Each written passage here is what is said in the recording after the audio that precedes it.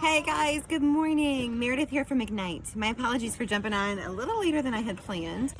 Rain is in the forecast for today, so I wanted to get the kids outside to play as much as we could before the rain came. So here I am. This is my backyard, and you're going to hear lots of noise because I've got a little one driving his Jeep. I've got a little one swinging on the swing and two playing soccer. So my apologies in advance for the noise. Hopefully you can hear and understand what I'm about to say. I wanted to dig a little deeper with you from our devotional today.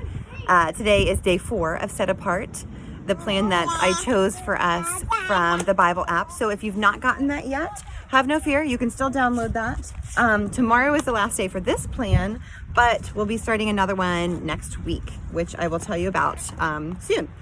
As soon as I figure out which one I want to do or which one I think you guys would do best with. So really quickly, let's just dive a little deeper from our devotion from today. Yesterday, we spoke about, this whole time we've been talking about how we can set apart our lives for God. Thank you.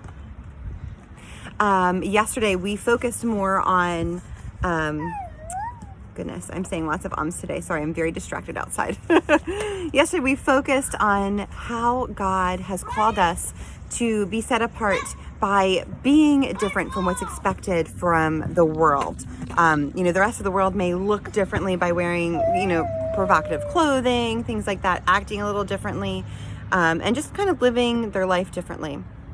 So we're called apart to be different from that. Remember the hymn that I told you about yesterday, that old hymn, they will know we are Christians by our love. That's really what we're supposed to be showing during our life. So that's what we talked about yesterday. Today, we're talking more about how being set apart, sometimes that can be lonely, or it can feel lonely because you may feel like you're completely different from the rest of your friends at school or with other people that you may hang out with. But there's a little plot twist there, and that is that God doesn't want us to feel lonely in that. He wants us to find others. He wants us to do life with others. So find godly influencers, whether that may be in your circle of friends at school. I know that you're not in school right now, but think about it in the near future. Don't be afraid to be silent in this journey. Although it may feel lonely, that's not what it's supposed to be about, okay? So find other people that look up to God, live their life to want to be like Christ, and kind of think about how you can do things like that with them. So who are those? Do you have those friends in your life right now?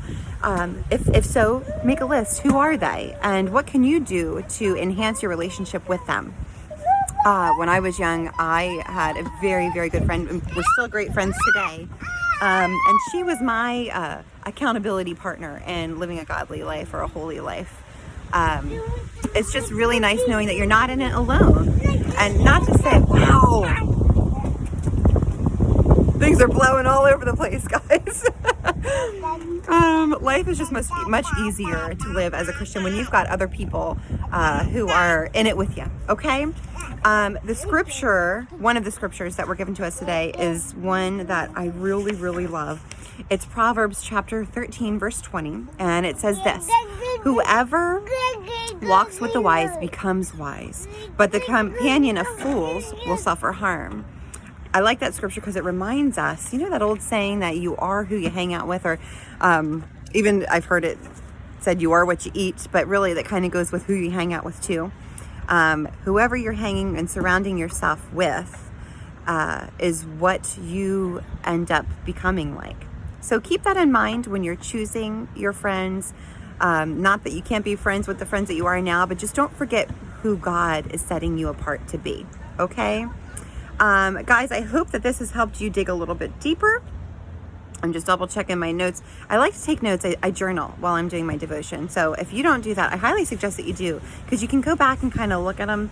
Not like boring old school notes, but really just kind of like look and see what you wrote, and it kind of tells you what you took away from that message. Okay, so I'm going to leave you with that, guys. Have a wonderful day. If you haven't had the chance to get outside before it rains, I hope you get the chance to do that. It's really beautiful. And yeah, peace be with you, and God's greatest blessings be upon you. Love ya. Bye.